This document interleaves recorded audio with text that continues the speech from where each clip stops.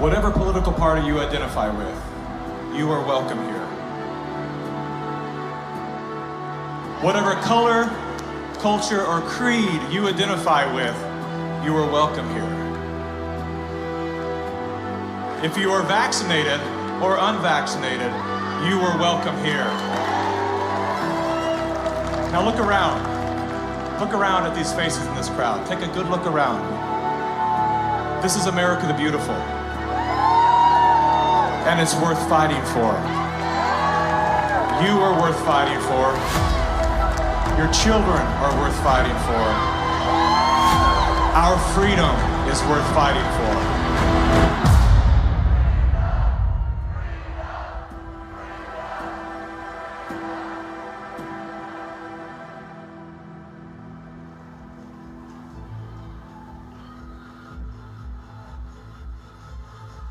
My name is Mickey Willis. I'm a father, a husband, and an investigative filmmaker. I was raised in California by a single mom who did her best to care for 4 children on her own. As a child of the welfare state, I witnessed firsthand what happens to the psyche and spirit of those who become dependent on government assistance. Had my mother known the difference between a hand up and a handout, she may have avoided the trap that kept us living on the edge of poverty, like so many people are today. Living in fear of losing her welfare assistance, Mom remained single and lonely until the day she passed, at 58 years young. Her life was cut short by a combination of toxic cancer treatments and grief. Just 34 days before she passed, her first son, my brother, was killed by a drug called AZT. Hundreds of thousands of innocent people died as a result of that prescribed poison. The pusher of AZT was none other than Dr. Anthony Fauci. The reason that only one drug has been made available, AZT, because it's the only drug that has been shown to be safe and effective. Well, it's certainly nice to know that the future looks brighter. 30 years later, there he was again. Same script, same actors, same performance. These are safe and effective products. Knowing what that man had done in the 80s and 90s, I couldn't believe he was still in a position of such power.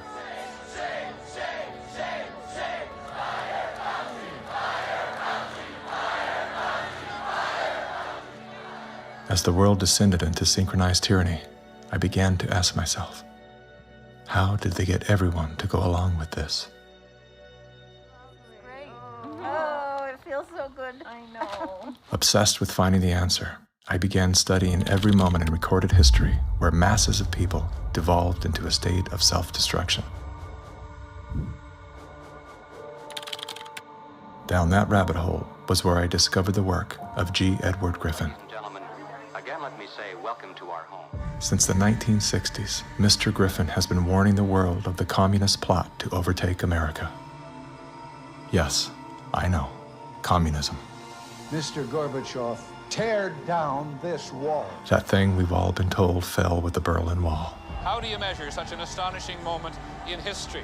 It was Napoleon who said, "History is a lie agreed upon."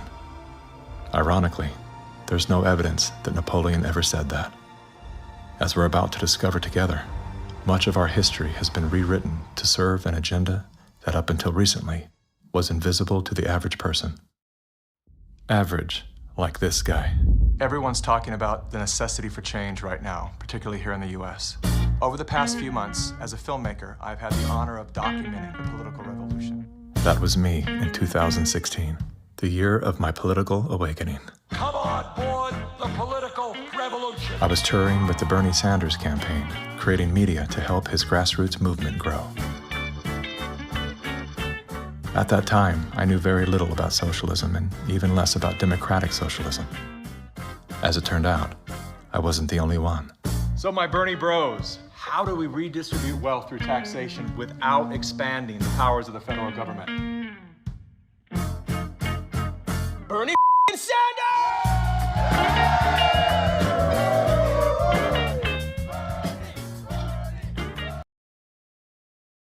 Fusion set in. I began turning my questions inward. Are they hypnotized? Am I hypnotized? That question, that one simple question, activated some strange sort of faith healing. Suddenly, I could see. How did I not see this before? There were so many red flags. The only solution is communist revolution. The only solution is communist revolution. The only solution is communist revolution. That's right, we need communism. That's what we need.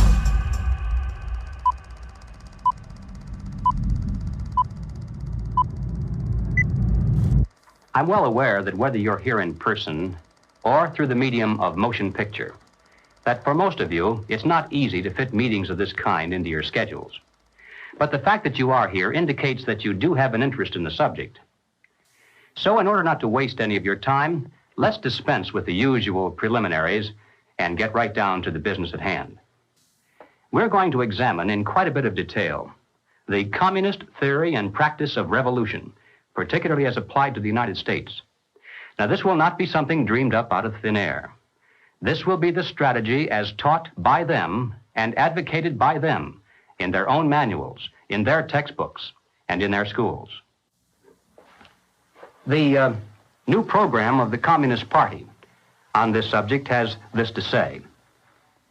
The term socialism describes but the first stage of a new society that in its full development is called communism.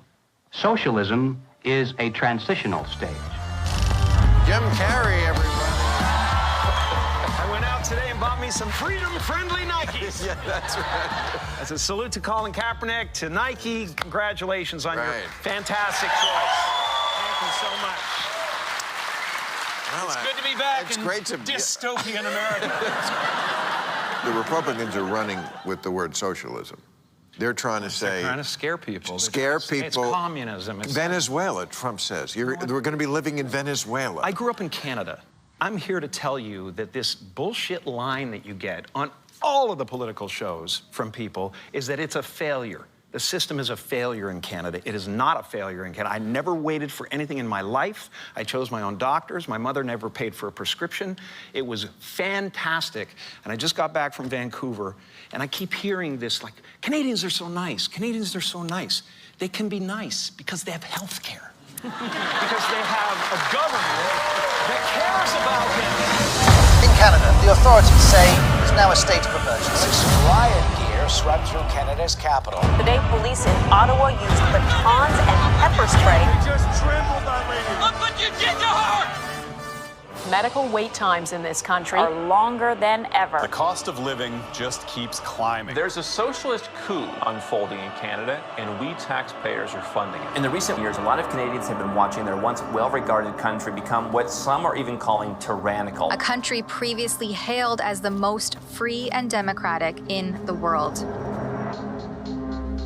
Now, the People's World, the official West Coast newspaper of the Communist Party, ran this rather interesting editorial. What is needed now is an effort that begins to approximate the magnitude of the problem. As a minimum, such a program should demand massive emergency action by the federal government. The federal government has invoked the Emergencies Act. As of today, a bank or other financial service provider will be able to immediately freeze or suspend an account without a court order. If you are involved in this protest, we will actively look to identify you and follow up with financial sanctions and criminal charges. Banks have already started to freeze the accounts of people involved in the protests. Please get out. Immediately get out. Intimidating people in a church during the Passover. Unbelievable. Growing up under communist dictatorship, I have been warning Canadians that that's what's coming. I could smell it. I could see it at every corner. We will not put up with this anymore. We are fighting back. Protests, public protests, are an important part of making sure we're getting messages out there, but using protests to demand changes to public policy is something that I think is worrisome. Okay. So here we have the Prime Minister of Canada saying that, yes, we have a highly functioning democracy and they have the right and freedom to protest. However, if those protests are used to demand change in government policy, then no. The small fringe minority who are holding unacceptable views that they're expressing.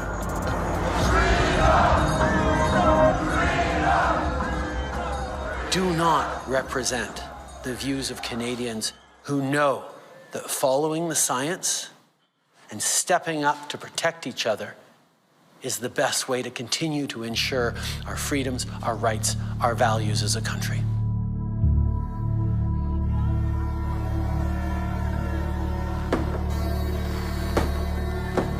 Liberal Prime Minister Justin Trudeau claims to be following the science, but Trudeau's science often comes in the form of this bizarre authoritarian technocracy.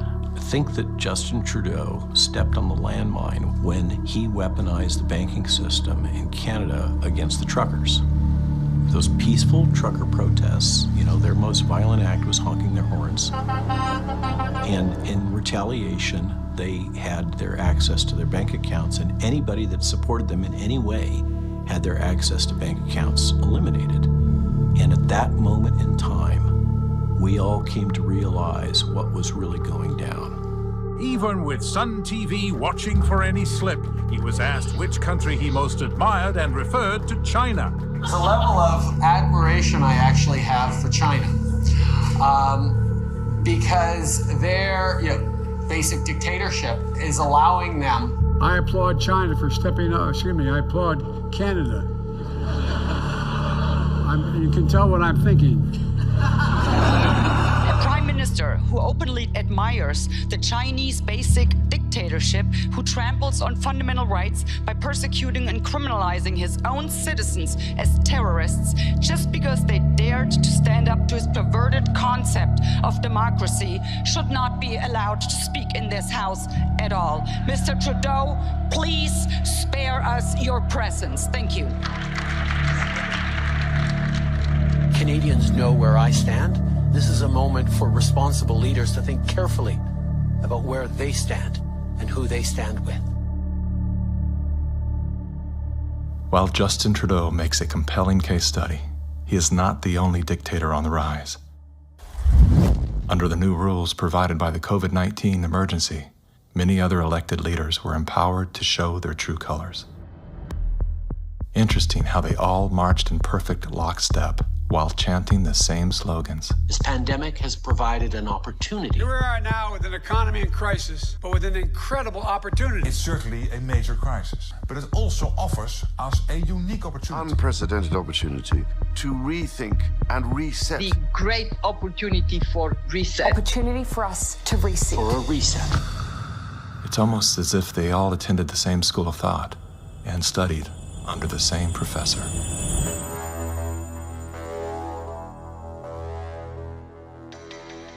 Some people would say this revolution is characterized by the fight of robots against human beings. And we will win this fight. Professor Klaus Schwab was born in 1938 in Ravensburg, Germany, where Nazi crimes against humanity were committed. His father, Eugene Wilhelm Schwab, was the managing director of Escher Weiss Ravensburg, a company that used slave labor to manufacture weapons of war for the Third Reich.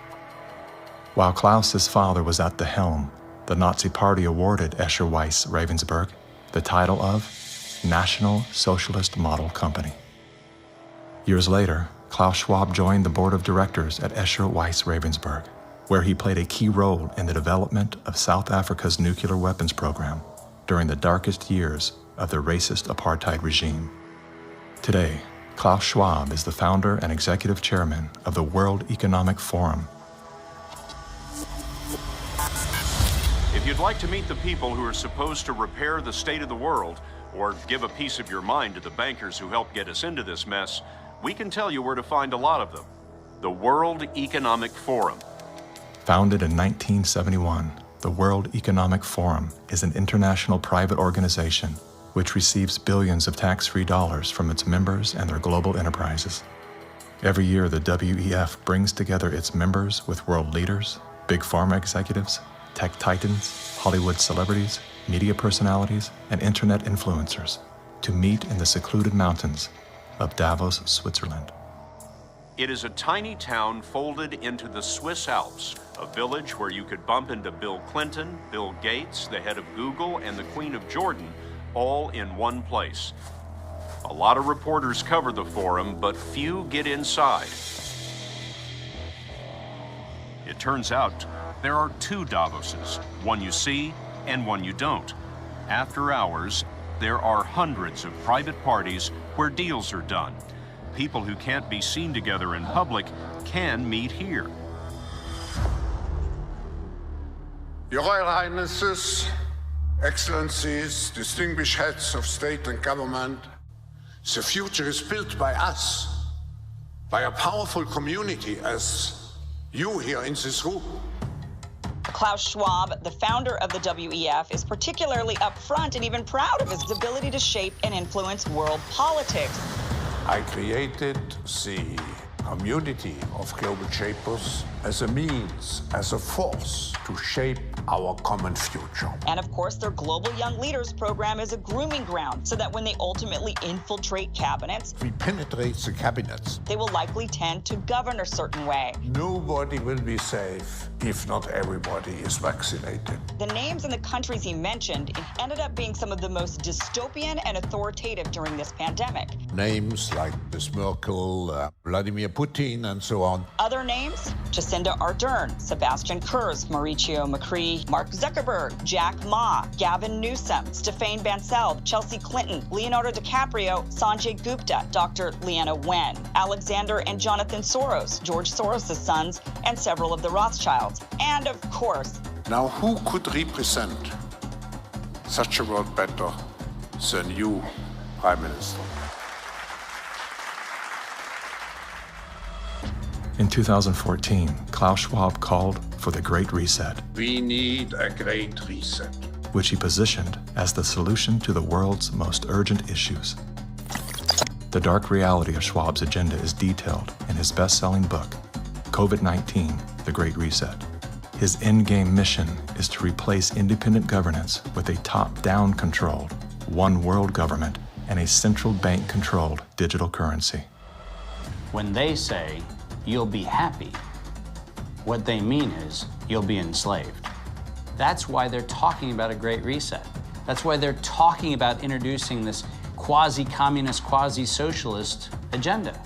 They know we've run the course where we cannot continue down the path of the ever-increasing indebtedness because we have a generation that quite literally cannot afford to buy a house. Millions of Americans are priced out of buying a home. And so it's easy to tell that generation, we're gonna forgive your college debt, Student debt relief. and set your expectations lower. You're gonna rent forever. We're gonna celebrate the tiny house movement. We're gonna do all of these things which sound cool because they're shaping our narrative so that we become capable of expecting less. What we need to do is not expect less. We need to remove inefficiencies so we can experience more. And that's the subtle distinction that the Great Reset is missing. Like most globalists, Schwab regards communist China as a shining model of how he intends to transform the world. We now welcome His Excellency Xi Jinping. China has made significant economic and social achievements under your leadership. Chinese influence on global affairs is growing. The founder of the World Economic Forum, Klaus Schwab, says that this is what motivated the group this year to invite President Xi Jinping to deliver the keynote address in Davos. Schwab said Xi's presence was a sign of the shift from a unipolar world dominated by the United States to a more multipolar system in which rising powers like China will have a step up and play a bigger role. I think it's a role model for many countries, but we have to go one step further. It's a systemic transformation of the world. Artificial intelligence, the metaverse, synthetic biology. Our life in 10 years from now will be completely different, and who masters those technologies will be the master of the world. Similar to his protege, Justin Trudeau, Klaus Schwab makes a fascinating case study. Yet he too is merely the master of his own world. Economic Forum. Science is replacing evolution by natural selection with evolution by intelligent design. Not the intelligent design of some god above the clouds, but our intelligent design and the intelligent design of our clouds. The IBM cloud, the Microsoft cloud, these are the new driving forces of evolution. Today, we have the technology to hack human beings on a massive scale. And by this I mean that if you have enough data and you have enough computing power, you can understand people better than they understand themselves, and then you can manipulate them in ways which were previously impossible. You know, the whole idea that humans have this soul or spirit and they have free will, that's over. Now, how exactly will the future masters of the planet look like? This will be decided by the people who own the data. Foreign powers can collect, store, and exploit biometric information from COVID tests. U.S. intelligence officials tell CBS News that China is trying to collect Americans' DNA in hopes of controlling the future of healthcare. China's test kits are a tool to help China compile genetic data. The Chinese aren't the only ones exploring this technology. The U.S. is working on it as well. The White House is ramping up its COVID response, announcing Americans can once again get free COVID test kits as concerns are growing over a rare... Data is the most important asset in the world. Those who control the data control the future, not just of humanity, but the future of life itself. Everywhere she goes, Ouyang Haoyu is followed. What she buys, how she behaves, is tracked and scored to show how responsible and trustworthy she is. It's called the social credit system. A person's reputation is scored on a scale of 350 to 950. It's big data meets Big Brother, expanding how the government monitors, understands, and ultimately controls its 1.4 billion citizens. A good score brings benefits, but people with low scores lose rights. The cinema names and shames people considered untrustworthy, plastering their details, even their addresses, across big screens. And information collectors are paid to report on their neighbors. The Supreme Court has created a blacklist for so-called bad citizens. Among them is this journalist. He got a little too close to uncovering corruption among high-profile party members. He was blacklisted. He only realized when he tried to buy a train ticket. Once you're blacklisted, you can no longer get a bank loan, start a business, buy an apartment, or even send your children to a private school. By using the mechanism of social credit, we'll be able to establish a blacklist of people. These punishments will serve as a whip to rebuild moral values. And few here are willing to criticize it, something that may pose a risk itself for a bad score and the life that comes with it. It may seem scary, but it's just like that here. We're used to it, and anyway, we don't have a choice. China wants obedient citizens. Criticism or resistance among the population is virtually non-existent. This woman's door was kicked in by police when she refused to go to quarantine. Now, these videos show rows of metal containers which are being used to house COVID-19 patients. Some of them have complained that very little food is left for them in the freezing metal boxes. Chinese government officials now installing fences in Shanghai, blocking people from leaving their homes. For some, Shanghai feels like the world's largest prison. 5分钟前头，俺叫俺没几个了，现在突然之间，所有人都叫了。 How does a handful of autocrats gain total control over a population of 1.4 billion? I have 2 master degrees, one in clinical psychology, one in statistics. And at the beginning of the crisis, I started to study the statistics a little bit. The initial mathematical models and the initial statistics all had dramatically overrated the dangerousness of the virus. That was the moment when I started to think how it was possible that an entire society and an entire population was in the grip of a narrative which in many respects was blatantly wrong. After a few months, it became clear to me that the only mechanism that could explain what was happening in society was what is usually referred to as mass formation.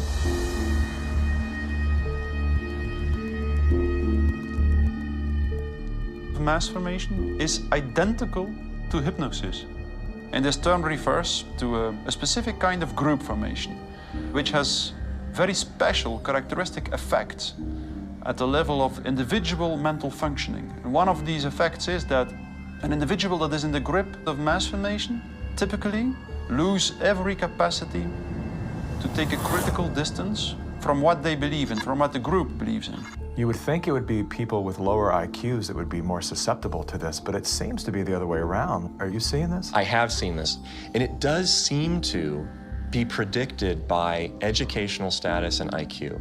We look to be verified for our belief system, right? And so a doctor goes to the CDC. The CDC says this is true, it must be true, I'm staying in that zone. It's actually people outside of the system go, well, I want to challenge the CDC here for a second. Where's this study come from? Where's it, and that's what I do. All of these people were kept out of the conversation. All I can comment and you were there, wanting me to sign onto a social contract where the scientific method isn't being used. I'm not interested in medical pedigree. I'm interested in medical consensus. People who are highly intelligent tend to go and get a lot of degrees. Those people have spent so many years in institutions to get those degrees that they have developed a trust and confidence in not only the educational institutions, but those that support them, which are largely government bodies. And so they start from the place of, if it's told by the university, by the government, it's probably going to be true. What I've learned about science is that it's really they're looking at like a fragment of the world, and it's all they see. It's all they're looking at. The world, they don't see the world. So I think that there's a disconnect between people who are smart and have lots of degrees with actual reality, with the lived experience of nature, of life, that you don't see with people who are actually working with their hands outdoors all of the time. A mass formation typically emerges in a society when very specific conditions are met. First and for all, the most central condition is a major part of the population needs to feel lonely.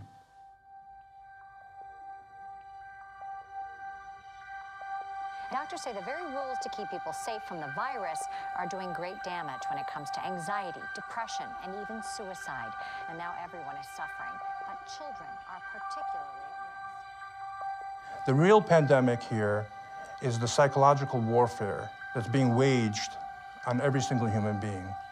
See, if you take a human being and you put them in a chronic fear state, and you couple that with human isolation, what happens is they psychologically decompensate and live in such emotional pain that they will gravitate in an irrational way to anything that you promise them will alleviate that pain.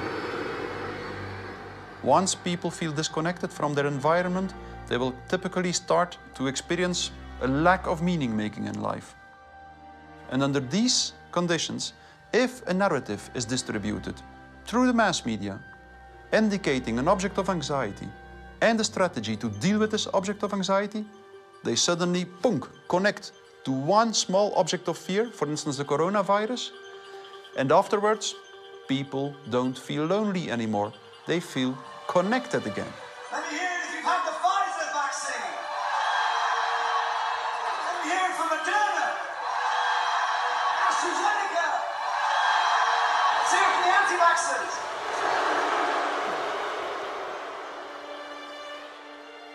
The new kind of social bond is highly problematic, just because the connections between the individuals even deteriorate more, and the bond between the individual and the collective becomes stronger and stronger and stronger, which make them willing to sacrifice everything for the collective.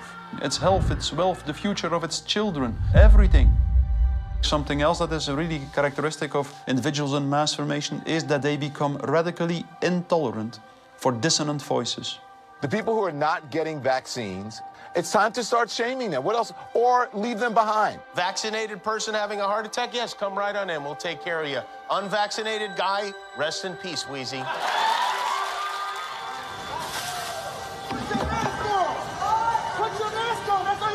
We have to stop coddling the morons who will not get the shot. Get away from me, Put it on. Does it bother anybody else that she doesn't have to wear a mask that we all do? When are we going to stop putting up with the idiots in this country? You're a schmuck for not wearing a mask. And just say it's mandatory to get vaccinated. Screw your freedom.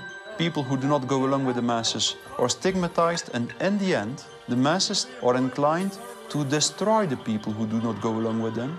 And they do so as if it is an ethical duty to do so.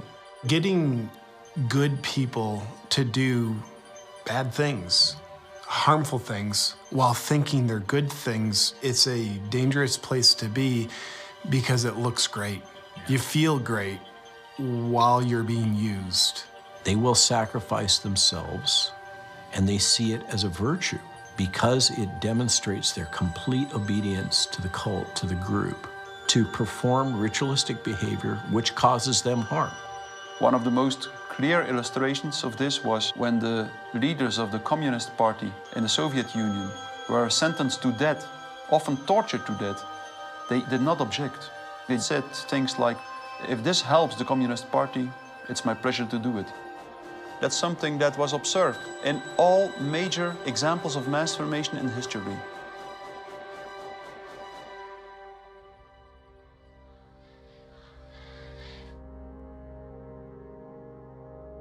I was born in Communist China 2 years before Mao started his Cultural Revolution. So we had to be indoctrinated and chanting slogans and holding Chairman Mao's little red books to say, "Long live Chairman Mao, long live Communist Party." Inspired by Soviet Union dictators Vladimir Lenin and Joseph Stalin, China's communist leader, Mao Zedong, borrowed from the playbook of the Russian Revolution. To fight anti-communist forces, Lenin organized a military branch of his Communist Party, known as the Red Army. Following suit, Mao branded his army the Red Guards. However, Mao's soldiers were not enlisted from his military.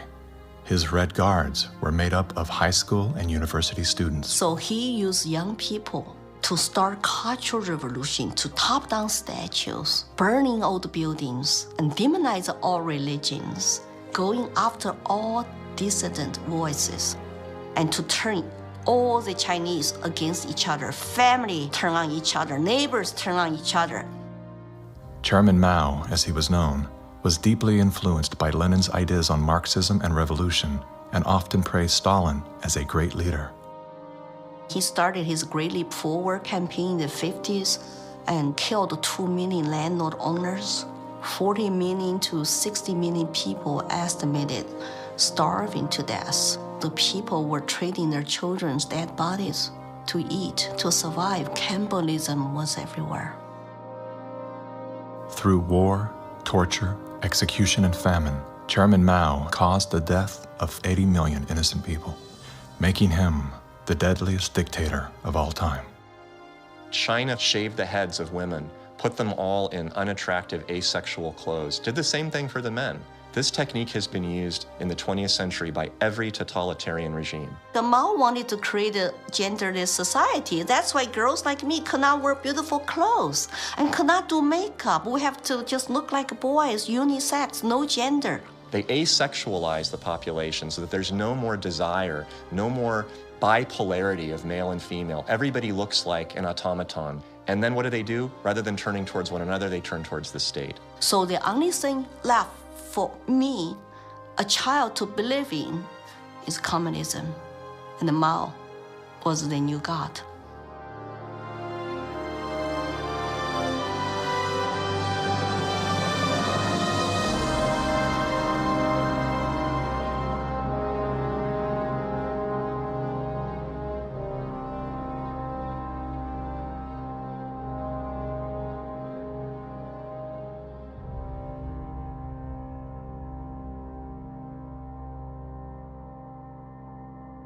Now, in China, the government is not only cracking down on Muslims, but on other religions as well, as it pushes to assert communist ideology. Here's something else that is banned in China: Falun Gong, a religious movement that emphasizes on spiritual enlightenment and cultivation of virtue. 5,000-year-old Chinese civilization were founded on faith. Communist regime is atheist. So any philosophies which encourage people to believe God, believe good things, it's something they don't like. I decided to escape China after serious persecution I have experienced. Under this pretext of COVID-19 coronavirus, the Chinese Communist Party has intensified its persecution. We were arrested several times and detained in various detention and brainwashing centers. Over the past few years, a vast network of camps has been built across Xinjiang. A series of classified bulletins show how easy it is to be singled out by the Chinese government for education and training. The U.S. Defense Department says as many as 3 million are being forcibly detained in re-education and forced labor camps. China calls them thought transformation camps built to prevent extremism from spreading, but reports indicate they're more like prisons. When I was detained in detention center, I was handcuffed and hung over a radiator pipe with my toes barely touching the ground. And I was hung over there for 3 days. The CCP guards brought 4 male detainees into my cell and began one of the worst experiences of torture. And on the brink of death, I realized I could do nothing but turn to my belief. So I prayed to be saved. Moments later, one of the 4 male detainees suddenly fainted on the floor, which interrupted the torture.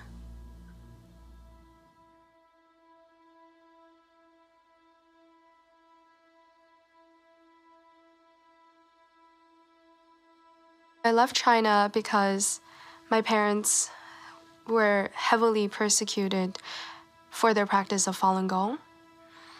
From age 1 to age 5, my grandparents were taking care of me because my parents, they were always inside some dark cells being tortured. My first clear memory of my mother, I was brought to a brainwashing center and saw her being tied up to a chair with like people behind her guarding her, and she had a very thick plastic tube inserted into her nose, and she was being force-fed at the time. She just looked like she was in so much pain, and I was 5 at the time. It's just very traumatizing.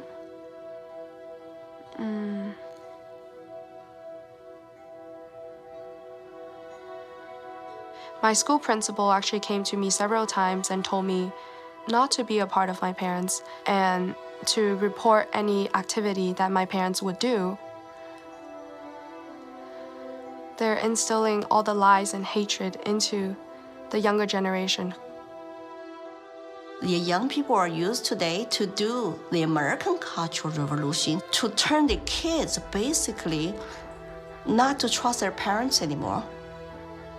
And say, oh, my parents don't understand me, I'm confused, so I need to turn to my teachers, turn to other authority figures.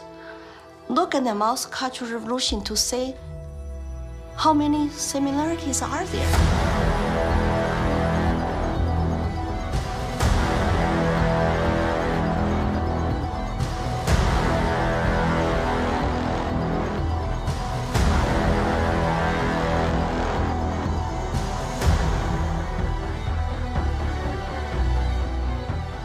Communism will win. That's not a joke. That will happen. You are happy with what was happening in the USSR between 1917... critique of it. That's what we're Maoists. We make a critique of it in order to improve socialism the next time it comes around and throws people like your ass into a labor camp. Yesterday, I asked ChatGPT, are there any similarities between today's woke revolution and Chairman Mao's Cultural Revolution of the 1960s? And it wrote back, how long do you have? We recognize that government is absolutely necessary for an orderly society. But following the dictum that government, like fire, is both beneficial and dangerous, we believe in the concept of limited government. And we believe that the constitutional republic created by our founding fathers is the best form of limited government that has yet been devised by man. A republic is a limited democracy. It's a form of government based upon the principle of limited majority rule. Limited so that the minority, even a minority of one, can be protected against the whims and passions of the majority. Now, democracy is a form of government based upon the principle of majority rule. It's easy to understand, easy to sell to the masses, and, I might add, deadly. The fathers of philosophy, Socrates, Plato, and Aristotle, were all staunch critics of democracy. History's greatest minds all observed that even a well-intended democracy can breed deception, division, and ultimately total control by the state.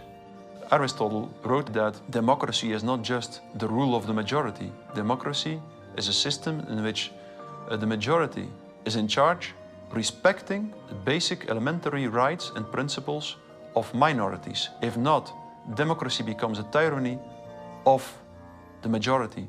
Socrates himself became a victim of this very process. He was sentenced to death by a majority vote for protesting the rights and protections of the minority. This country was founded on the principle that the individual is sovereign over the institution of government. And it's about a philosophy of governance that says that you are a free individual, or a philosophy of governance that says you're serf and you're subject. We have inalienable rights just by virtue of being human. And so their primary responsibility as the government is to protect those rights. These aren't rules to govern me, they're rules to govern the government. Like what you are and are not allowed to do to me. We are a constitutional republic with a representative democracy, so people do vote, but we have a separation of powers. So if you majority vote to eat you for lunch, the Supreme Court can say, no, you cannot. And how do you protect the minority from the majority? You write down a set of rules on a piece of paper. You say, this we can do, that we cannot. At the top of the paper, you write the word Constitution. And then everyone agrees to follow the rules no matter what the temptation. And when you're finished, you've created a constitutional republic. It was Thomas Jefferson who said, "The republic is the only form of government which is not eternally at open or secret war with the rights of mankind." Now, we hear a lot of talk today about right-wingers, left-wingers, extremists, and moderates. The political spectrum concept, if it has any meaning at all, is a measurement scale showing all the variations in government. Now, the extremists at the zero end would be those who advocate no government at all, the anarchists. The extremists at the other end would be those who advocate total government. And who are they? Well, the communists, of course, but also the Nazis, the fascists. No matter what they may call themselves, if they advocate total government control over the people, they are all, by definition, totalitarians. The debate is not between conservatives and liberals. It goes back in history long before those words were ever invented. The opposing points of view properly are identified as individualism versus collectivism. The individualist believes that the rights of the individual must not be obliterated by the desires of the collective or the group. The collectivist, on the other hand, believes that the group is more important than the single person within it, and that the individual must be sacrificed if necessary for the greater good of the greater number. The individualists believe that every man has a personal and direct responsibility to provide first for himself, next for his family, and then for those outside his family who may be in need. The collectivist, on the other hand, declares that the individual is not personally responsible for charity, for raising his own children, providing for his aging parents, or even providing for himself, for that matter. This is a group function of the state, of government itself. Everything we talk about, socialism, communism, globalism, and Nazism, guess what? It's all collective society. Collectivism on an international level is essentially known as globalism, which is often promoted as a framework for unity and sustainability. Under the guise of philanthropy, the leaders of the globalist movement leverage every possible crisis to advance their plan to replace national sovereignty with a one-world government. We are confronted with so many crises simultaneously. What does it need to master the future? It is the globalists who are behind the destructive new methods of control, like ESG, the acronym for Environmental, Social, Governance. Similar to China's social credit score, ESG is a ranking system that tracks a company or country's carbon footprint, as well as its commitment to diversity and inclusion. A low ESG score can lead to severe consequences, including reputational damage, legal and regulatory actions, and loss of investors and bank credit lines. Within the last decade, numerous nations and thousands of major brands have been coerced to adapt to the ESG program, and today, many of them are paying the price. In 2018, the World Economic Forum published an article on its website entitled, "How We Will Make Sri Lanka Rich by 2025. That article was removed once it became known that food prices in Sri Lanka had nearly doubled and that millions of their citizens were facing starvation. Now, what caused this? Farmers protested and asked the government to work with them on slowly improving farming practices to be more environmentally friendly rather than implementing harsh bans. But the government was more interested in maintaining a high ESG score with its creditors like BlackRock. As a result, food production dropped drastically, with farmers expecting crop losses of 85%. The country had to begin spending money on importing food when it was previously self-sufficient. Sri Lanka is a cautionary tale. What's happening there could be a foreshadowing of what's in store for us if we don't take heed and learn some lessons. The Dutch government was one of the first to sign on to the ESG system. Dutch farmers pleaded that the rush to adapt to extreme new regulations would result in the destruction of the country's food supply. The Netherlands is the second largest agriculture exporter in the world, earning the title of the tiny country that feeds the world. A collapse of their system could trigger a global food crisis. Yet, the Netherlands Prime Minister continued to persecute Dutch farmers until they were forced to revolt. Where do you find still such a prime minister in the world? You find it in the Netherlands, and it's Mark Rutte. And remember, too, the Netherlands is the pilot program of the World Food Hubs, and the World Economic Forum has assigned to the Netherlands what they call this Global Secretariat, using, ironically, a communist term for it. Klaus Schwab's golden pin-up boy, Prime Minister Mark Rutte, is busy fulfilling the agenda of the World Economic Forum's Great Reset by turfing farmers off their own land. Perhaps the most important lesson I've learned in my years as Prime Minister of one of the world's most outward-looking trading countries is that national interests are often best served by international cooperation. Schwab has sold this idea because they're up against the wall. Okay, you have all these governments that are basically broke. So what will happen is if they defaulted, then all the people have lost their pensions, they've counted on it, and they're going to be storming their palaces with pitchforks. Schwab has sold the idea that, well, we go towards Marxism and you can still retain power. None of these net zero climate schemes work without massively disrupting or even destroying the lives of the little people. If you think about what created wealthy people wealthy throughout the many years of our human history was the ownership of land. And you have governments right now that are looking to take ownership of real estate, and it's happening everywhere. And you have this movement of individuals kind of going like, hey, like people should never profit off of real estate. And unfortunately, that ideology is what the government is using to take control. If we look at data from 2001 to 2015, there is a slow and steady trend towards more corporations owning single-family homes, apartments, office spaces, and less individuals actually owning real estate. Blackstone Group actually recently raised a record of $50 billion to take homes from American families.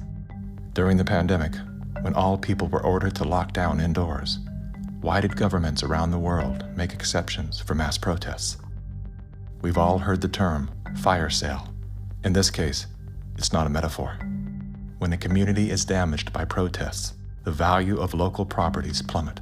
Investors then gobble up the devalued real estate for pennies on the dollar. In many cases, the leaders of the decimated communities receive kickbacks for allowing this transfer of wealth. Big companies and investment firms swooping in and buying up some of the only affordable homes in your neighborhood.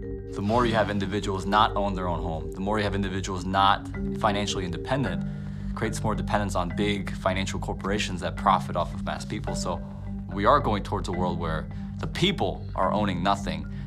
I always say, like, if we don't own anything, well, who does? Bill Gates, business magnate, software developer, philanthropist, nation's largest farmland owner. Gates owns nearly 270,000. It's a reinstitution of Marxism where, communism owned all the property. In his Communist Manifesto, Karl Marx wrote, "The theory of communism may be summed up in a single sentence: abolition of private property." Karl Marx was a German philosopher and social theorist who lived in the 1800s. He is the co-author of the Communist Manifesto, which has been referred to as the Bible of Communism. His theories of class conflict and dialectical materialism were instrumental in shaping socialist and communist movements worldwide. Joseph Stalin, Vladimir Lenin, Leon Trotsky, Mao Zedong, Che Guevara, Fidel Castro, Kim Jong-un, Hugo Chavez, Nicolas Maduro, and many other communist revolutionaries have cited Marxism as the foundation of their political ideologies. Marx rejected all concepts of God, as well as the traditional family. According to members of his own family, Marx was emotionally, verbally, and physically abusive. His wife, Jenny, was plagued by depression, which was compounded by Karl's adulterous impulses and his inability to provide for his children. Despite his privileged upbringing and formal education, Karl Marx was often unwilling to work and instead relied on the financial support of friends and family.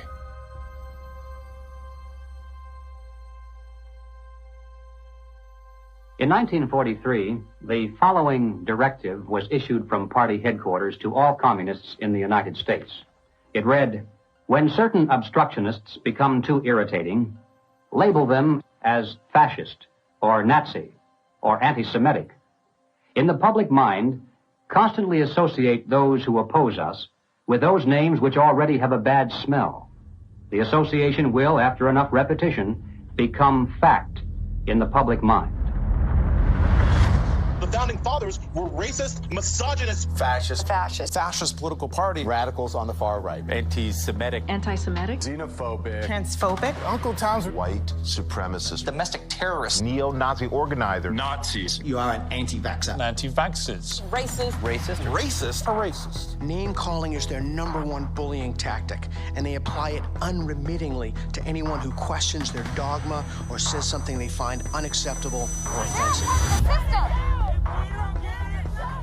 As early as 1928, the communists declared that the racial differences among our people constituted the weakest and most vulnerable point in our social fabric. By constantly probing and straining at this one spot, they calculated that eventually the cloth could be torn apart and that Americans could be divided, weakened, and perhaps even set against each other in open combat. They said in no unmistakable terms that the Negro people, because of their social status and their predominant working class composition, offered greater revolutionary possibilities than any other cross-section of the population. How do we get out of this mess? Revolution, nothing less. Revolution, nothing less. Revolution, nothing less. Revolution, nothing less. Revolution, nothing less. The communists call not only for extensive chaos within the cities, the plan is for raging fires from one city to the next. The average American, they say, soft and decadent, when he sees billows of black smoke rising from one horizon to the other, when at night the only light he has to see by is the flickering red from flames leaping into the sky, he'll become paralyzed with fear and panic and do nothing to interfere with the guerrilla bands as they strike at the community's power centers. To justify violence, they have to be able to claim that they're liberating people. And if people are to be liberated, then it's necessary to go through the motions, at least, of pretending that they have a right to form a nation of their own. The Communist Party called for their liberation, to break away from the United States and to set up their own nation within our borders. Activists now control a barricaded area. It's been called an autonomous zone. They want it to be free of capitalism, state authority, and police. To take the United States, all of the United States, it'll be necessary, they say, to involve white people as well as black, and in general, to escalate their revolution in America from race war to class war. Feed the rich and feed the poor. This is class war. Now, when they talk about pressure from above, they mean using their people and their influence within the very government marked for takeover to bring forward official recommendations for legislation. The recommendations, of course, are offered supposedly as solutions to national problems, but when passed into law, their only real effect is to vastly increase the power of government and to move the country that much closer toward the ultimate goal. The pressure from below, then, involves using their influence over the various mass membership organizations of the country to create the appearance of great popular support for these recommendations. Of course, the members of those organizations must never suspect that they're being used to promote the communist program. Now, the silent majority, the average person, is caught right in the middle. He looks above and sees highly respected spokesmen for government calling for socialist legislation. He looks below and sees mobs of demonstrators shouting for the same thing. He says to himself, has everyone gone crazy or is it me? Now, he's still in the majority, of course, but he doesn't know it. He thinks he's helplessly outnumbered, and he bows to what he thinks is the democratic will of the majority. Here's an interesting thing I've noticed is even with a lot of these ideologies, right, with what people call these days, woke, if people were these horrible, awful, bigoted, racist, xenophobic, white, it wouldn't even work. The only reason it even works is because people are so compassionate that they, I want to make sure I use the right words and I say the right phrases. So you're actually weaponizing the fact that people are decent people, and you're taking that compassion and you're targeting it at, this is the group of people who you should be angry at. They weaponized human compassion. We mustn't kid ourselves into thinking that the communists have placed their agitators only into the black communities. They're working both sides of the street. They want hatred, violence, and bloodshed between the races, and they don't care how they get it or whom they use, even children if necessary. My young comrades. Hi. This is my way of figuring out if you've been tainted by the patriarchy. Patriarchy? Oh! This looks creepy. It looks creepy. Why? There's just like this thing about white people that just makes me be like... Oh, looks like Donnie got a full cookie. Because he's a white man.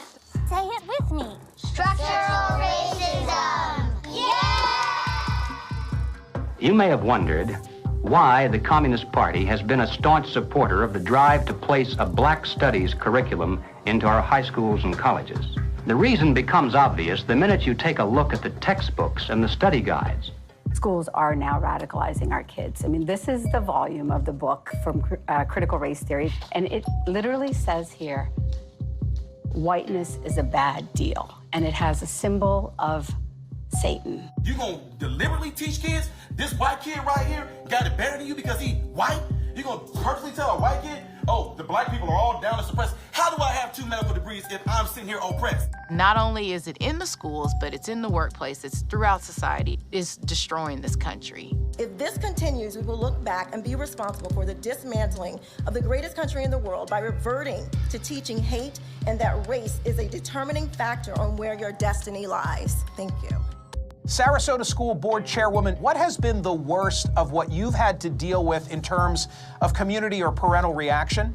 The calling of names, tyrant, Marxist, communist, and they want to move kids over to charter schools and private schools without the oversight of the state. And that's wrong. Education authorities in the United States are asking the government to use anti-terror laws and involve the FBI against parents who protest against the way their children are being taught. It identifies no fewer than 13 possible federal crimes, including making annoying phone calls. How about this one? They could be prosecuted for using the internet in a way that might cause emotional distress. Over the weekend, Democrats voted to ban gendered language in House rules. And that means no more terms like father or mother. Is the administration's official policy to replace the term woman with birthing people? Black birthing people. Black birthing people. Black and indigenous birthing people. You shifted in places from using the term mother to birthing people. Again, if we're trying to be precise in the language that's used. Mom's a pretty good word. I'm not a birth person. I'm a mother. Can you provide a definition for the word woman? Can I provide a definition? No. Yeah. I can't. You can't? Not in this context. So I'm not a biologist. The meaning of the word woman is so unclear and controversial that you can't give me a definition? Do you believe then that men can become pregnant and have abortions? Yes. Literally everything that was fought for women's rights is going straight down the drain. This environment that has been created and corrupted and manipulated does not respect women, does not respect children, does not respect men. It cares nothing for family. So that's why they have to attack mother and remove father, because she's gonna protect that child, he's gonna protect that woman, and they both are gonna protect society. Good evening. Good evening. Thank you very much. Thank you for your service. When you talk about a parent-child relationship, you're talking about something primal that is in the heart of the liberal, not the Marxist, that's in the heart of the person who's conservative. And they're pushing the boundaries on something that they cannot control. Washington State is on track to lawfully take gender dysphoric children away from parents who oppose transitioning treatment. That is against the Constitution. The only time a parent loses their rights is if there's an extreme circumstance. It's severing the bond between the parent and the child. What they're doing is they're dividing families to take control of the children. The biggest offense against communism is the nuclear family. In Chapter 2 of his Communist Manifesto, Karl Marx wrote, "Abolition of the family. The bourgeois family will vanish as a matter of course." We're here today to represent the millions of Black Americans who disagree with the Black Lives Matter movement. If you go to Black Lives Matter website, it says that we disrupt the nuclear family. That's my wife. This is our 4 children. Why would you disrupt the nuclear family? Because the real objective is to remove the family as a possible alternate source of guidance and support. All totalitarian regimes strive to destroy the close-knit family in order to remove any loyalties that might be higher than to the state itself. I have seen over the years in my practice a steady decline in the expression of healthy masculinity and healthy femininity. The separation between the male and the female is almost complete now. And it's due specifically to the ongoing attacks against masculinity and the degradation of femininity. And if our family structure is lost in the next generation, what do we have left? We're just a bunch of listless individuals living our lives out virtually behind a computer screen and following the orders of the government. Maybe it's because I came in the movement at 17 and a half, so I have just a knack for knowing how to organize young people I was at our publications table today, and I was speaking to this young person, and he grabbed the book, and he said, it's like Mal's Red Book. And I was like, man, that's what I was thinking. And it was just really cool to hear him make that connection. I was like, how about you buy like 10 to 15 of these books, and you all have like a youth organizing group where you talk about it, and you really try to engage this. We need to build off of this. We actually do have an ideological frame. Myself and Alicia in particular, we are trained Marxists. I do believe in Marxism. It's a philosophy that I learned really early on in my organizing career. Investigations into the Black Lives Matter organization has revealed links to groups that are pro-communist China. The self-proclaimed Marxist Black Lives Matter co-founder Alicia Garza also owns the Black Futures Lab project. Yet, all would be lost for the Black Future Lab if not for the Chinese Progressive Association. Donations to the Black Futures Lab don't go directly to the foundation itself. The Chinese Progressive Association gets them instead. Through forensic investigations, we now know that the 2020 BLM fiery but mostly peaceful protests were organized and partially funded through a network of pro-communist organizations. One of the groups is US-based Liberation Road, which was founded by a faction of the Communist Party of Vietnam. Liberation Road is allied with the new communist movement and has direct ties to the Chinese Communist Party. The San Francisco-based, communist-rooted Chinese Progressive Association formed a sister company called Asians for Black Lives to serve as a bridge between BLM and the Chinese Communist Party.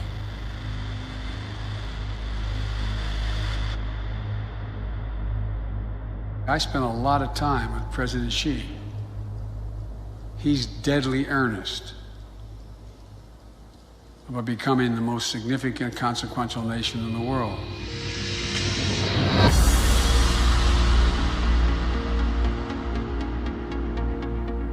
When we speak of China, it's important to distinguish between the people and their oppressive government.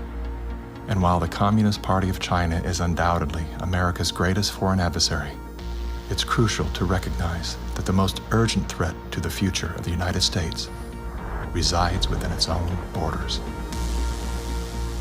We're so used to thinking in terms of the old-fashioned concepts of warfare, we fail to realize that the favorite weapons of communist conquest are instead propaganda. Do you know who the greatest propagator of disinformation in the history of the world is?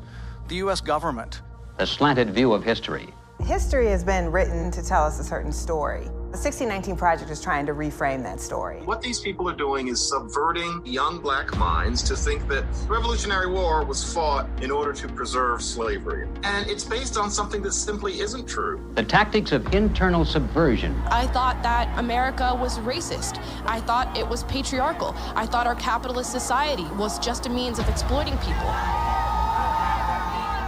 And I thought all of these things because that is what I was told. The preaching of hatred to incite civil disorder. I want to tell you, Kavanaugh, you have released the whirlwind, and you will pay the price. A California man is facing federal charges for the attempted murder of Supreme Court Justice Brett Kavanaugh. Treason, blackmail, the smear. This is the first time Assange is being questioned over the rape allegations. The LA Times ran an article calling Larry Elder a black white supremacist. All committed by soldiers who wear no uniform and who claim to be loyal citizens of the target country marked for conquest from within. World War III that rages around us right now is a political war, an economic war, a psychological war, a spiritual war. As a matter of fact, the bomb, as a psychological weapon, is being dropped on the American people every single day. You probably assume you're safe. That could be a deadly mistake. Bracing for food shortages. And labor shortages. Shipping delays. Supply chain disruption. A new coronavirus variant. The worst virus variant. Ultra transmissible. It can kill you. It can kill you. A surge in crime. A surge in crime. Acts of terrorism. Domestic terrorism. White terrorism. White supremacy. Mass shootings. And nuclear conflict. World War III. World War III. Vladimir Putin. Russia. Environmental doom. Fire, storms, and deadly floods. I don't want you to be hopeful. Science tells us we have 9 years. This storm will kill you. I want you to panic. It is promoting fear. It will kill your children. Feelings of fear. It will kill your pets. The world is a very terrifying place. Unless you get lucky. I want you to feel the fear I feel every day.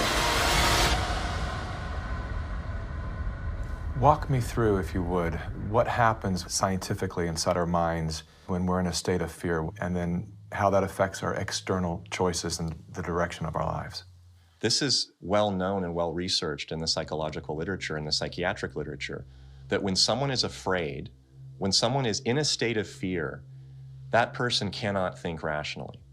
You resort back to a more primitive way of making decisions, which is highly emotionally driven.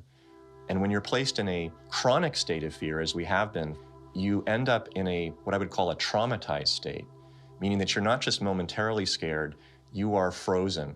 You have seen your ability to think critically suspended. The issue is not about COVID or vaccines or anything else. It's not that.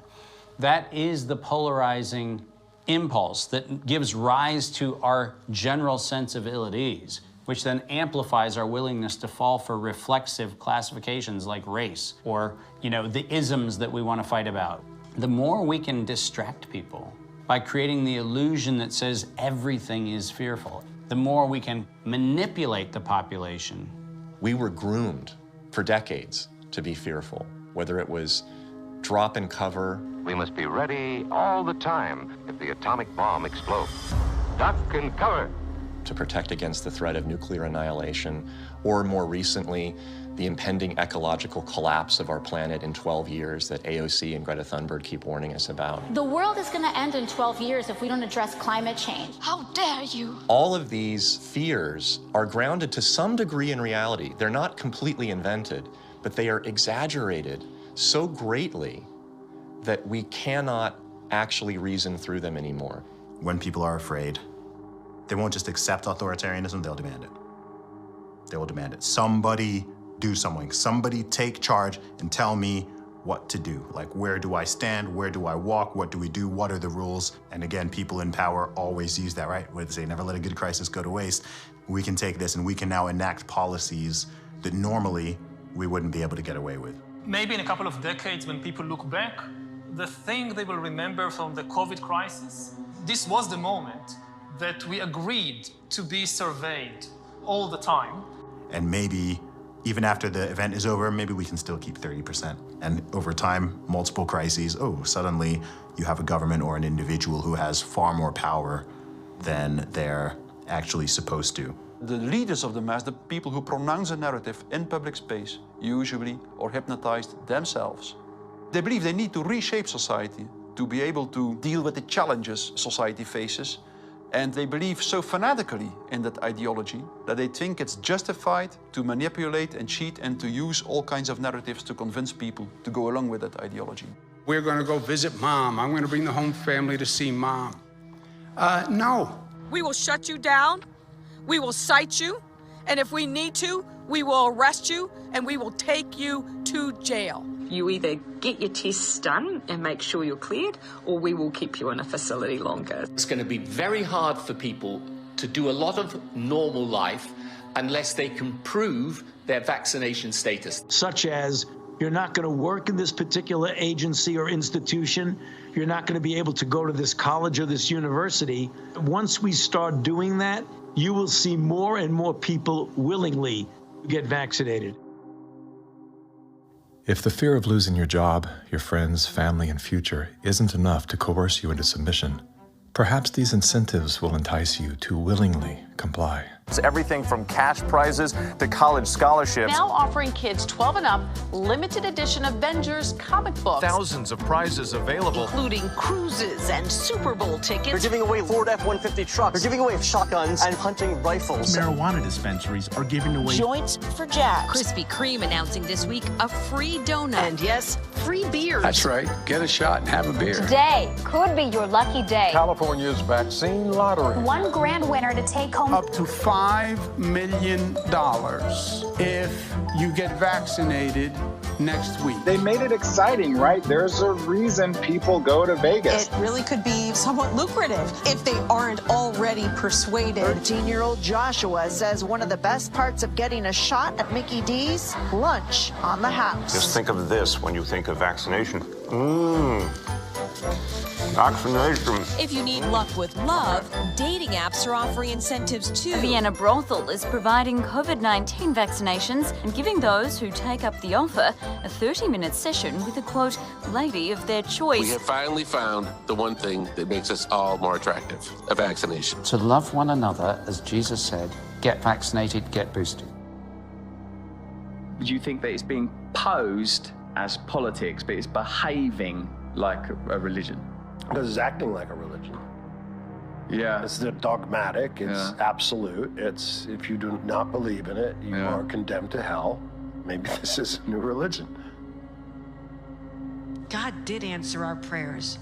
He made the smartest men and women, the scientists, the doctors, the researchers. He made them come up with a vaccine. That is from God to us.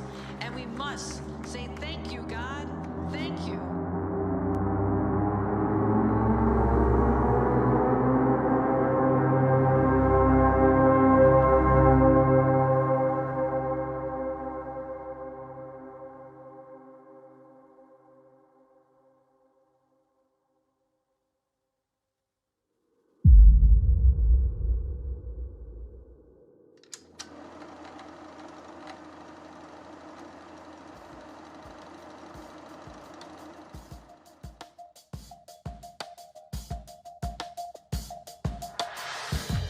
There was a time, and not too long ago, I think, when we could have pulled ourselves out of this without too great a sacrifice on the part of anyone. But we didn't. Instead, we slept. Everywhere I look, I see men and women who know that communists are making headway in this country. They know that something must be done and that someone must stand up to them. But they themselves do nothing. They remain silent, because they're afraid that if they speak out, it'll be bad for business. They may lose a client. They may even lose their jobs. Or perhaps they're receiving a regular government check and already are too dependent upon some of the very people and programs they know they should oppose. We have now passed the point of painless solutions and parlor patriotism. Well, all right, so what do we do about it? What are the countermeasures that need to be taken? And where do we begin? Before we finally win this battle, and I should hasten to say that there's no doubt in my mind that we're going to win. I'm increasingly convinced of this. But before we finally do see victory, we must carry the truth to every man, woman, and child in America. I have no idea of what each of you is going to do in the critical days that lie ahead. It may be much, it may be little, it may be nothing at all. I don't know. Only you can answer that question. But ladies and gentlemen, whatever it is you decide to do for your country, do it soon. Do it now. Every minute that you delay further will add dearly to the price of ultimate victory. Mr. Griffin, that was over 50 years ago. Where are we now? Hearing that phrase after all these years is kind of a shocker because I didn't realize really at the time how accurate it was going to be. But we're in the middle of it now, and so the ultimate victory is still ahead of us. How did you know way back then what would be happening today? It's a long story, of course, but I did take a fascinating tour of the Communist Bookstore in Los Angeles when I was very, very young. I was working for an insurance company. I was Mr. Corporate America, you know. That was the period when the hippie, you know, image was pretty popular, and a lot of these guys in that bookstore were in that uniform. And I think they felt I was a potential recruit, you know. Yes, we've always been quite willing to talk about We'll talk about socialism anywhere, in the streets or in the Senate, anywhere, you know. They're a communist faction making a big power play for SDS. Is there any communists back here? I guess there is. Yes, they are communists, and yet our nation seems unconcerned. Many newspapers, television commentators, and educators call these young revolutionaries dissidents. But are these voices voices of mere dissent, of mere student unrest, or of sedition and revolution? They invited me to come to their study groups, they called them. They were really the recruiting funnel, you know. And I didn't have to pretend to be interested because I was interested. I wanted to see what these guys were up to. And of course, the more I read, the more I realized that these guys were deadly serious. And so my crusader gene said, hey, buddy, you better stop worrying about the corporate ladder and making money and looking good and start doing something about it. And I'm glad I did, because after that point, my life had a meaning and had a purpose more than just self-centered. Who are some of the key figures behind this agenda? I'm not sure we can name names. We know that there are layers and layers of control and influence, sort of pyramidal in form. At the bottom level, of course, it's just all the common people. Most of them don't even know what's going on. It used to be that an invader could come in with a superior army, and people resent it, but they obey because if they don't, they get killed. Now, if they want to conquer people in this environment, they have to do it through the mind. And of course, today, after all the technology that we have, and the control over the communications and the images and the school system and the media, they have absolute control over the funnel of information that comes to the average person. And the average person, if they're not aware that there's a real war going on for their mind, they will be helpless. And as long as people are on the edge of fear, they're willing to give up their liberties and pay lots and lots in taxes. A tax on carbon. And as I passed through that idea that, in my view, the enemy is in a category called collectivism. And that's the word that applies to all of these things: socialism, communism, fascism, Nazism. All of these things are merely variants of collectivism. That is the philosophy based on the assumption that the group is more important than the individual, and that the individual must be sacrificed, if necessary, for the greater good of the greater number. That's the trick. You're doing this for society. Obviously, you don't like to tell people what to do, but sometimes for the good of society, that's necessary. We have to start doing things for the greater good of society, and not for idiots who think that they can do their own research. But it's not about me and my rights to choose.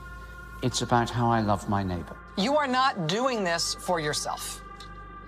If you are at all like me, your own health, your own risk, is not a big rational driver of all of your actions. They trick us into thinking that if you act in your own self-interest, that somehow you are selfish. And nothing could be further from the truth. Those of us who've discovered this trick long ago, we realize that enlightened self-interest comes into play. If you are acting out of self-interest, you soon discover that the best way to benefit yourself is to help other people. It does come back. The question is, how do we turn the ship around? I think that the path to political hell in America has been voting for the lesser of two evils. They create conflict because conflict creates fear and confusion, and out of that chaos, people are not too analytical. They'll just struggle for some quick answer, which is who you're going to vote for. That's usually the answer that's offered to them. They think that if you just vote for somebody, the right person, everything will go away.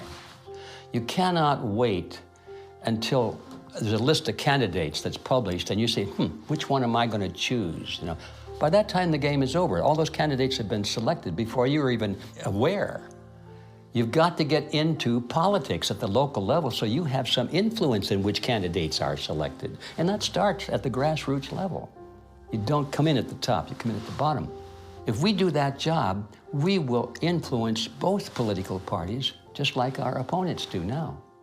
There is actually a way forward and a way out, but it's going to require work, and it's also going to require that we acknowledge that we have wronged ourselves, that we are part of this problem. It's not the government that caused this. The government facilitated it. What caused it was our being asleep at the wheel. Without taking accountability, we cannot move forward. The masses of humanity have been slapped awake in a very short period of time. to where now it has created a domino effect of awareness all across the planet. People cannot go back into the matrix now. They can't. A lot of people are trying to, and they can't. We have the right as citizens in this country to abolish government and create a new one. And that is the authority that has been given to us. It is written in our documents, the Declaration of Independence, the Constitution of the United States, the Declaration of Human Rights. We have indelible rights, and the basis of those rights are our freedoms. And if we don't have that, we don't have life. And so we have to awaken, we have to arise, we have to fight. The natural rights of every individual is life, liberty, and property, and establishing a country on a premise that had never been established before, that the individual is sovereign because their rights are endowed to them by a sovereign God. This which has happened can only be described as divine, which is why we're the nation. Our ideology, our way of life is always under this relentless attack that we have defeated over and over again, and we will defeat it this time. We're all fighting with each other, and the way that we combat that is doing the opposite of what these war overlords want us to do, which is fight with each other. We should be learning how to forgive and inviting other people to the table even if we disagree with them, and extending grace to one another even if we know that they've done something that we totally disagree with, because that's how we ultimately are going to heal as a nation, is understanding that we all come from different walks of life and we all live here together, and let's start talking. The only real problem that's existed in the world, it's division. It's that people are not getting in rooms, willing to speak with one another, see each other's hearts, and get to know, hey, what do you believe? What do I believe? And is there a way we can actually work together to solve these problems? And I'm willing to bet that most of the Gen Zers would say yes. That's what we do right now, and that's why I'm glad we're at the age that we are, because we can be leaders of that conversation. When I started to realize, like, wow, freedom's a polarizing concept for some reason. Thought this was America. Is this America? It is? Okay. World's different than I thought. So my fear was, I could lose everything. I could lose my audience. I could lose my business. But I knew, especially having a son come into the world, I am imprinting something on his beautiful, innocent, fragile psyche and heart. I'm imprinting the man that I am, or I'm imprinting a hollow shell of the man that I refuse to be. And I knew in that moment, I'm willing to risk losing everything to do that. I would rather pick up cans on the side of the highway to feed my family than to live out of alignment with my truth and betray my son. Just say no. Rise up in a nonviolent way. They can't imprison everyone. They can't fire everyone. But they can fire individuals that are separated and don't work together and give in to the fear. And don't sacrifice your future for a few conveniences now in the present. You should sacrifice maybe the present conveniences so that you're going to have a future. The media has done a good job at stripping from us our ability to think on our own and for ourselves.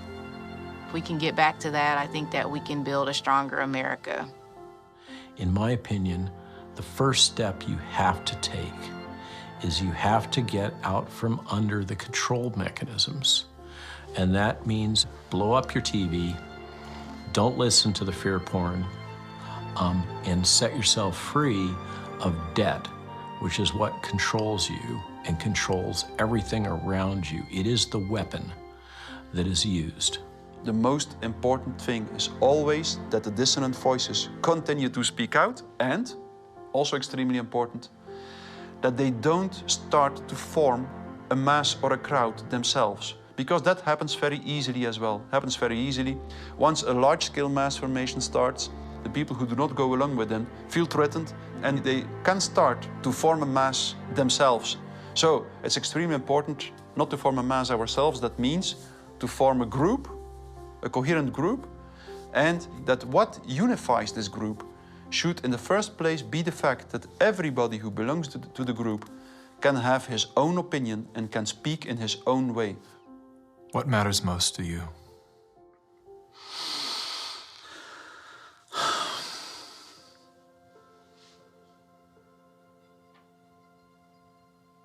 I think what matters most to me is freedom. Freedom. I want as little laws as necessary to keep us from killing each other. I mean, I get it. There's crazy people out there. We have to find a balance. In the end, I want my children to live in a world where they're free, to dream, to take risks, to fail, to succeed. Hardship strengthens us.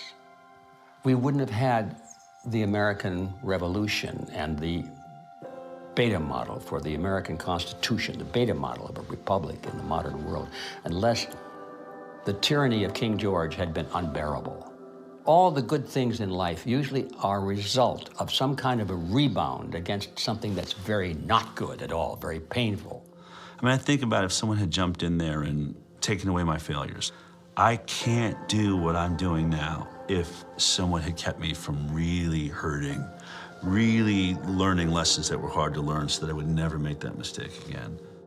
In a philosophical sense, we should be thankful for this movement that's happening, in spite of the fact that it's tragedy and it's hurting people and all that, but without it, we might just go right along in that pot and be boiled in time. But now the frog is jumping out, and we have a chance coming up here now to create a new vision, and it's going to be great.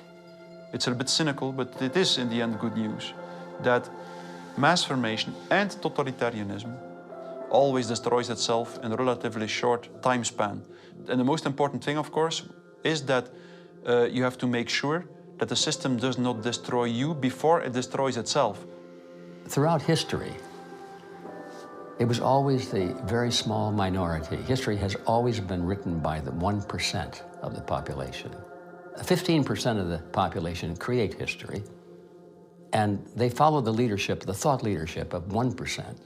But that 15% altogether is what changes history. And so all we have to do is reach 15% of the population. I think today, after all this time, we have more than 15%. We just have to get them together so they realize that they're not alone. And that's our task right now.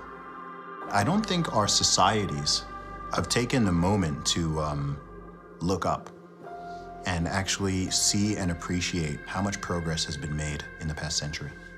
On so many different levels, we have made incredible progress. Like, what we've got here is actually great. It's imperfect, and we should still be making tweaks carefully to try to make it better. And I think that's where so much of that self-hatred or hatred of the nation or hatred of the other or whatever comes from. This lack of perspective and gratitude and inability to take a moment, chill out on the activism and go, wait, actually, okay, we've achieved a very unique and special point in history, and let's be careful with that. On that note, as a man who's traveled the world, yeah. Have you experienced any nation that has course-corrected beyond their sins more than the U.S. has? No. It's sad to see Americans who live in a free country, born as Americans, and do not recognize their privileges. You are born American, a free country. You never suffered a starvation. And you need to go to other countries to find out why all the immigrants, millions of them, want to come here. What is happening in our backyard today, I experienced as an 11-year-old. I remember vividly all the promises that a guy named Castro gave and how 99% of the people swallowed the pill. He was gonna save Cuba. I remember how he promised to the farmers, to the Guajiros, that you're gonna own the land. I remember all the promises that we hear today about free education and free health care and free land. And my God, no freedom. The defectors here that are speaking out against the Communist Party in China are risking their lives. And Our government is not interested in listening to them or helping them in any way.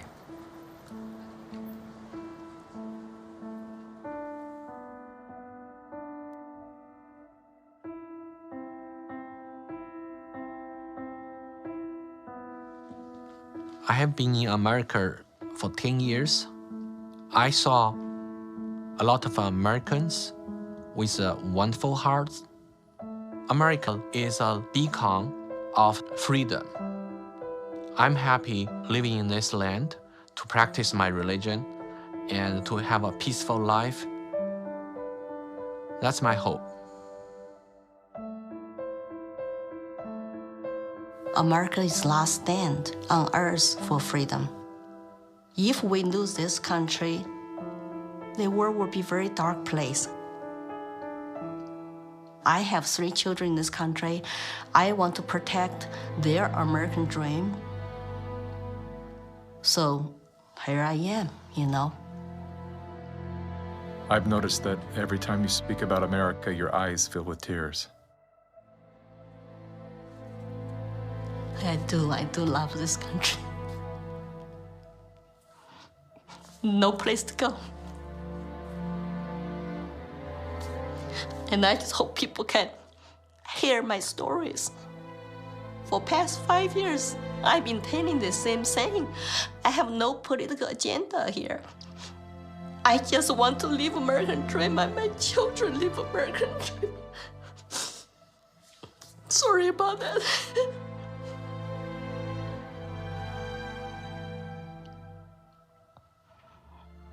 It's time to ask questions.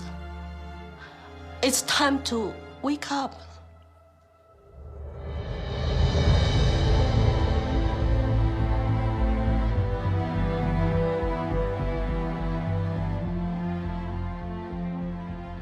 We've been brought together in this moment to face the urgent choice between dehumanization and rehumanization. Dehumanization requires us to do nothing. Nothing other than to allow that process to continue to the point of no return.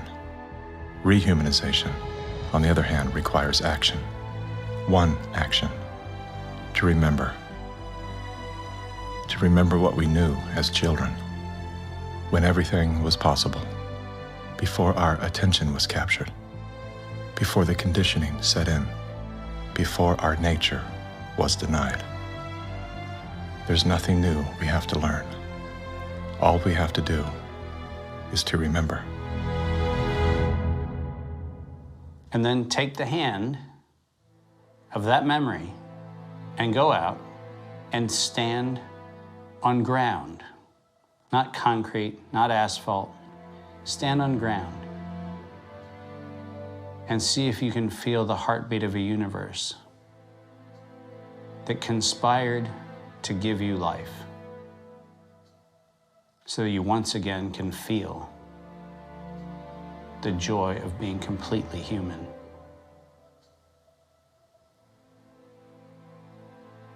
And then never forget that moment.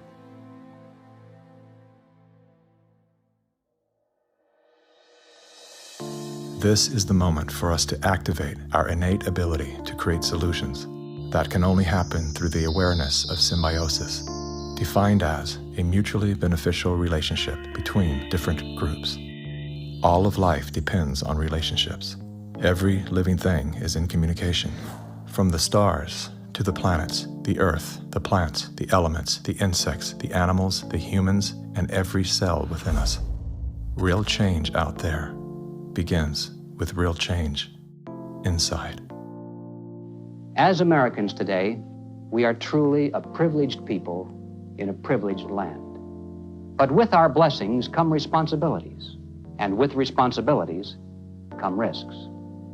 The challenge of our time is that we must accept both the responsibilities of our blessings and the risks involved in defending them for ourselves and for future generations. And we must do this without hesitation if we are to be worthy benefactors of that precious heritage of freedom passed on to us through the epic sacrifices of those who have gone before. Now, that is not flag waving, and it is not cliched patriotism. as a simple statement of the obligations of citizenship in this glorious land, our land, which with God's help we shall preserve.